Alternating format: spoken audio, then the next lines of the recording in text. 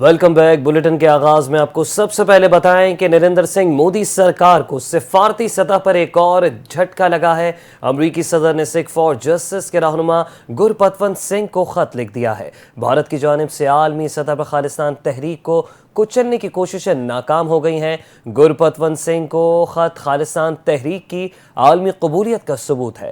امریکی صدر Donald Trump نے لکھا کہ جب امریکہ محفوظ ہوگا تب ہی دنیا محفوظ ہوگی۔ اپنے شہریوں کے حقوق اور سلامتی کے لیے لڑنا بھی نہیں چھوڑوں گا۔ ڈونلڈ ٹرمپ نے خط میں تجارت، ٹیرف، دفاعی اخراجات اور امریکی اقدار پر مبنی پالیسیوں پر زور دیا۔ اقوام متحدہ سمیت کئی عالمی اداروں نے بھارت کے موقف کو تسلیم نہیں کیا۔ گرپتونت سنگھ کو بھارتی حکومت 2020 میں دہشت گرد قرار دے چکی ہے۔ صدر ٹرمپ کا خط ایسے وقت میں سامنے آیا جب 17 اگست کو واشنگٹن میں خالصتان تحریک کا ریفرنڈم ہونا ہے، اور ریفرنڈم سے چند ہفتے قبل صدر کا یہ خط نہ صرف سیاسی بلکہ سفارتی حلقوں میں بھی بڑی اہمیت رکھتا ہے۔ بھارتی پارلیمان لوک سبھا کے رکن امرندر سنگھ راجا نے پاک بھارت کشیدگی کے دوران بھارتی فضائیہ کے جدید ترین رافیل طیارے کے گرنے کی تصدیق کر دی ہے۔ امرندر سنگھ راجا نے دعویٰ کیا ہے کہ پنجاب کے علاقے بسیانہ ایئر فورس اسٹیشن کے قریب ایک لڑاکا طیارے کا ٹیل گرا تھا جس پر واضح طور پر BS-001 لکھا ہوا تھا۔ یہ ٹیل کسی اور طیارے کا نہیں بلکہ رافیل جیٹ کا ہی تھا، جو کہ بھارت کا سب سے مہنگا اور جدید لڑاکا طیارہ سمجھا جاتا ہے۔ امرندر سنگھ راجا نے مزید انکشاف کیا کہ اس حادثے میں ایک شخص جاں بحق اور 9 افراد زخمی ہوئے۔ بھارتی ایئر مارشل نے بھی طیارہ گرنے کی تصدیق کی۔ عوامی سطح پر اس واقعے کو ایک غیر شناخت شدہ طیارے کے پرزے سے تعبیر کیا گیا۔ امرندر سنگھ راجا نے بھارتی حکومت پر شدید تنقید کرتے ہوئے کہا کہ بھارتی عوام سے حقائق چھپائے گئے اور دشمن کے ساتھ حقیقی جھڑپوں میں ہونے والے نقصانات کو پوشیدہ رکھا گیا۔ اور بھارتی وزیر داخلہ امت شاہ نے ایک بار پھر پاکستان پر بے بنیاد الزامات کی روایت برقرار رکھی۔ آپریشن مہادیو کے نام پر 3 افراد کی ہلاکت کو اپنی حکومت کی کامیابی قرار دیا۔ کہا کہ یہ تینوں افراد اپریل 22 کو پہلگام حملے میں ملوث تھے اور مارے گئے۔ 2 دہشت گردوں کے پاکستان ووٹر ID ہمارے پاس موجود ہے۔ دہشت گردوں سے ملنے والی چاکلیٹس بھی پاکستانی ہیں۔ بھارتی لوک سبھا اجلاس میں امت شاہ کے خطاب کے دوران اپوزیشن کا احتجاج، سچ کیوں بولا؟ بھارتی وزیر داخلہ امت شاہ چدمبرم پر برہم ہو گئے ہیں۔ بولے کہ پاکستان کو بچا کر آپ کو کیا ملے گا؟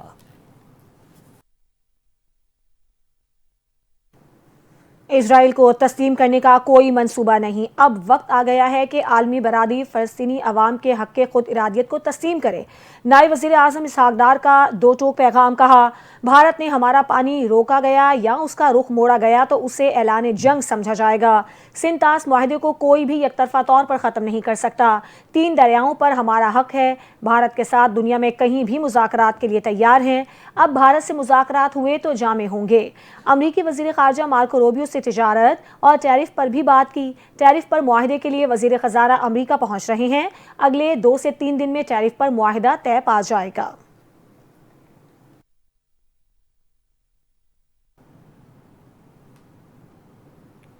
ذکر کریں گے اہم ملاقات کا۔ آپ کو بتائیں کہ وزیر اعظم شہباز شریف سے کرغزستان کے اعلیٰ سطحی وفد نے ملاقات کی۔ وزیر اعظم شہباز شریف نے وفد کا خیر مقدم کیا اور IGC کے 5ویں اجلاس کے کامیاب انعقاد پر اظہار اطمینان بھی کیا۔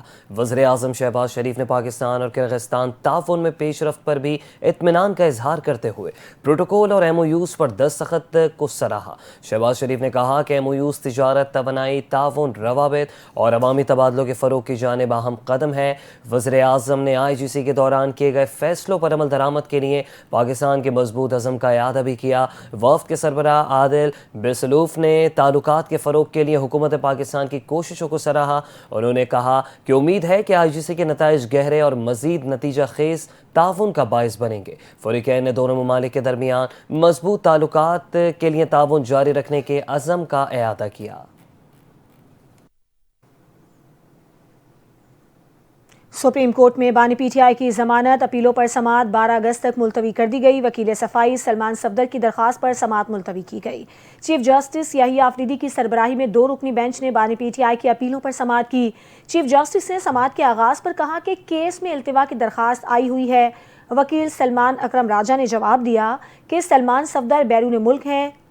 عمومی التوا لے رکھا ہے۔ مناسب ہوگا اگلے ہفتے کی تاریخ دے دیں اور نوٹس بھی کر دیں۔ عدالت نے اگلے ہفتے کی تاریخ دینے اور نوٹس جاری کرنے کی استدعا مسترد کرتے ہوئے سماعت 12 اگست تک ملتوی کر دی۔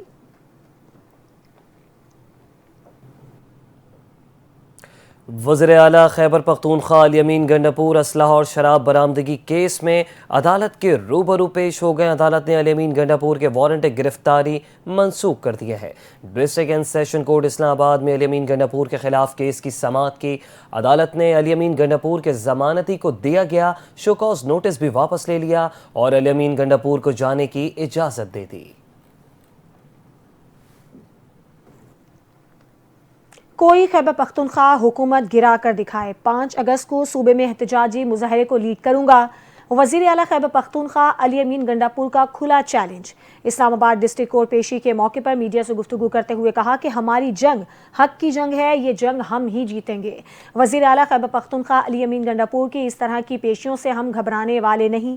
اس ملک میں قانون حرکت میں نہیں ہے، ملک کے موجودہ حالات کی جنگ بانی پی ٹی آئی لڑ رہے ہیں۔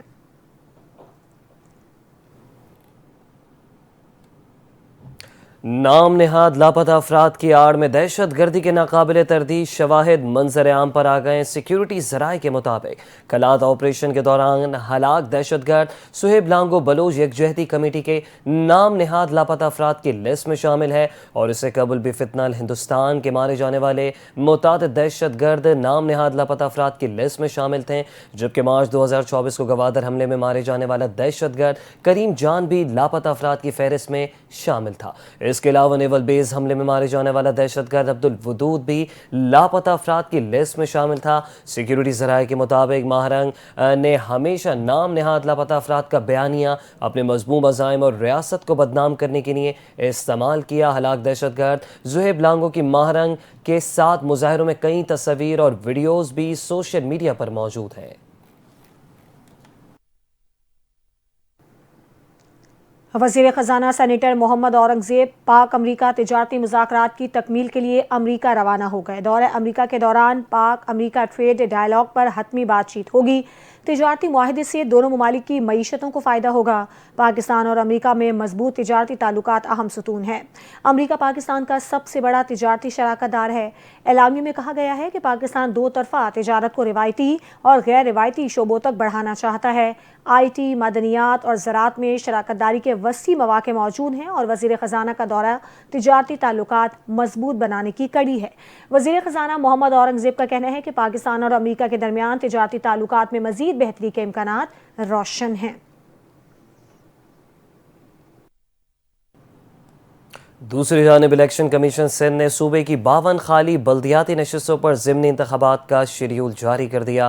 پولنگ 24 ستمبر کو ہوگی۔ ترجمان الیکشن کمیشن سندھ کے مطابق شکارپور، کشمور، گھوٹکی، سکر، نوشہر و فیروز، حیدرآباد، جامشور و مٹیاری سمیت کراچی غربی، کماڑی اور کراچی شرقی میں انتخابات کا انعقاد 24 ستمبر کو ہوگا۔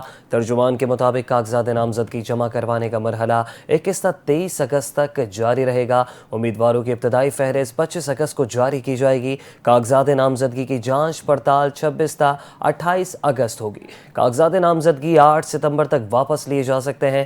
ترجمان الیکشن کمیشن سندھ کے مطابق 9 ستمبر 2025 کو امیدواروں کو انتخابی نشانات الاٹ کیے جائیں گے۔ سندھ کے 19 مختلف اضلاع میں 52 نشستوں کے لیے پولنگ 24 ستمبر کو ہوگی۔